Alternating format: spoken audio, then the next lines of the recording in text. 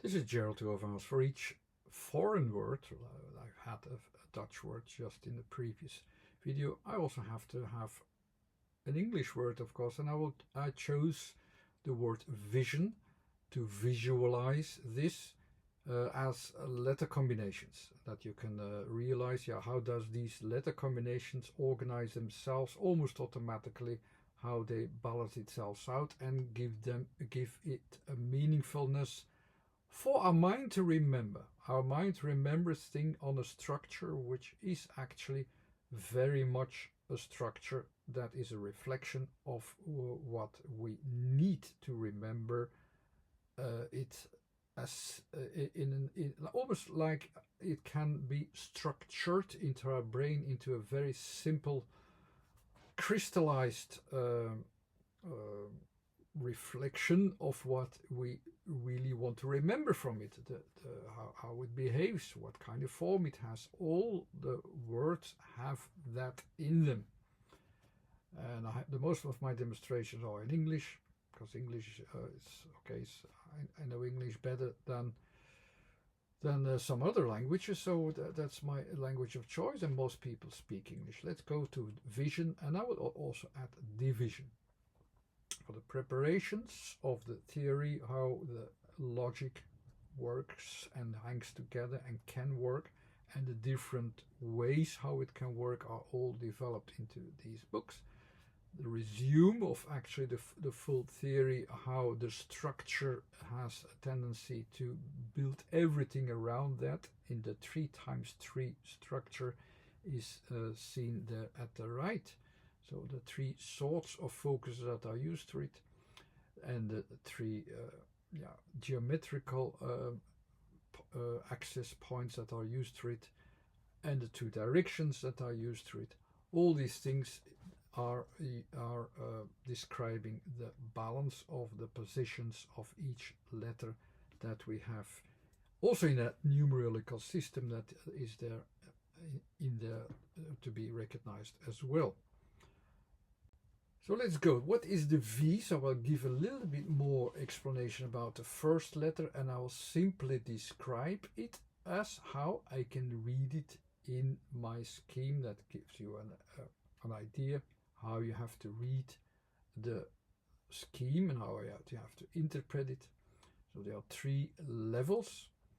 And so which level is it? You can have the physical space level, the timing level, and the context level. So the letter V is on the level of context, and there you always have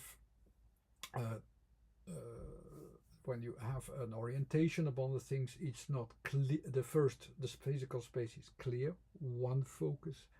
The timing is unclear, so I have to follow up the focus. So you need two different focuses. In context, you need three focuses, so three options.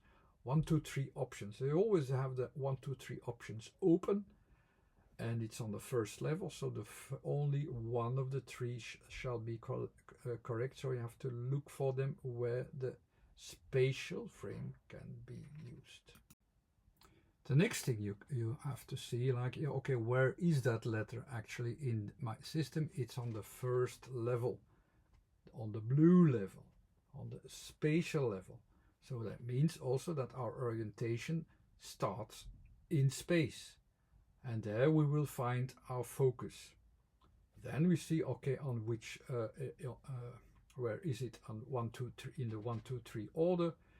It's on the second place. The first place is always the starting place. The second one is about material, which is developing. The last place is about the borders, the limits, and so on. Here it is about the material.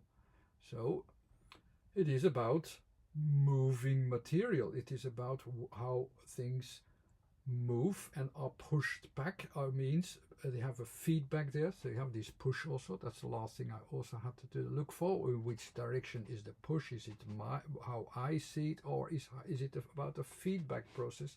Feedback process are the sounds, the highest sounds, which gives you a different sort of attention, that you pay attention to the feedback process. You pay attention to the feedback process mostly. So you see how it comes back, how you have to reorganize it, how you have to adapt it to the reality, because what you push forward to it is not always the dominant factor. Here the dominance in the last category is about the reality itself says something else, so you have to deal with the reality. So it's a reorganization, of its material.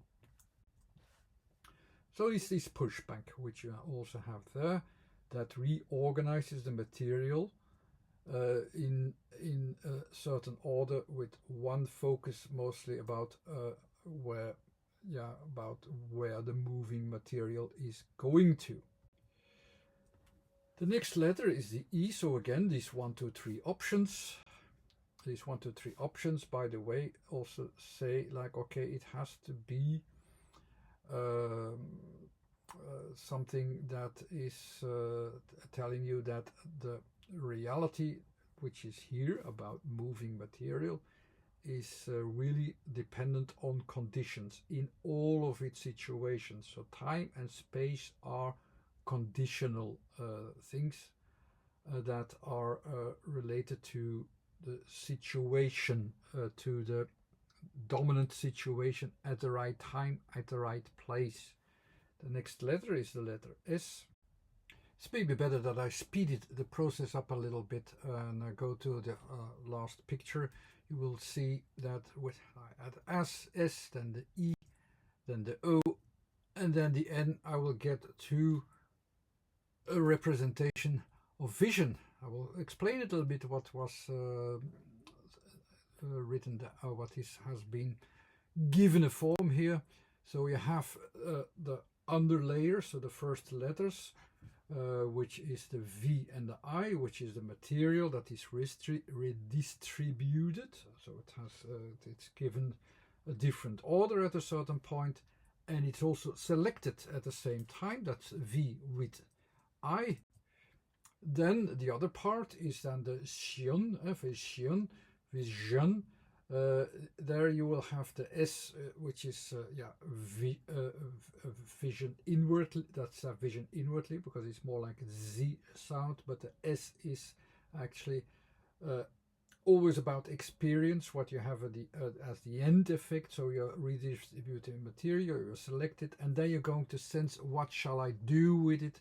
And that's an inwardly direction with the Z sound, vision, the J sound. And so it says actually I want to do something with it, because it's a combination of S, Z and G. You can look that up and make the combination of these sounds, and you already know what it is.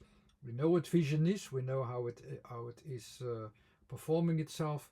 It's that inwardly vision behind it, and it's again making a selection in your focus E with O to select all the usable elements from it in N. That's very, very quickly, because that's a resume of all the things that you can derive in it, and is also the taking out of the elements that you think, okay, maybe these are interesting.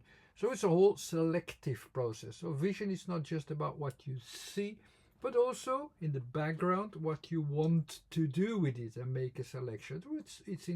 It's split into two parts of that process. And then you even have division, which of course will split it even more. It will split itself, that it gives it an extra distinction in the beginning of the process. What kind of differences with D can I use over time? And this will divide this whole process further without really discrimination. It's just dividing it, it's just splitting it up further to notice more differences from that kind of selection. That's how you can understand that word. And I hope that was enough to understand actually with this image what vision and division are really describing. I gave a little bit more attention to V. I cannot give attention to all the letters where they really come from, but you can always request that if some of the words or some of the letters are not really clear enough, and I can make a video about that. So I hope this was already a little bit also working like a contribution that makes you realize what these letters are doing there in that word, how we are focusing upon these letters, or what do we do with it, and why this is also so yeah, demanding almost a kind of behaviorism or attitude towards it, and how we deal with it, just because of these positions in that balanced out uh, structure in which all the letters exist. Okay, this was it for today. So some websites, some Facebook page, some books, all the things where you can even go deeper into the subject. Thanks again for watching. Bye.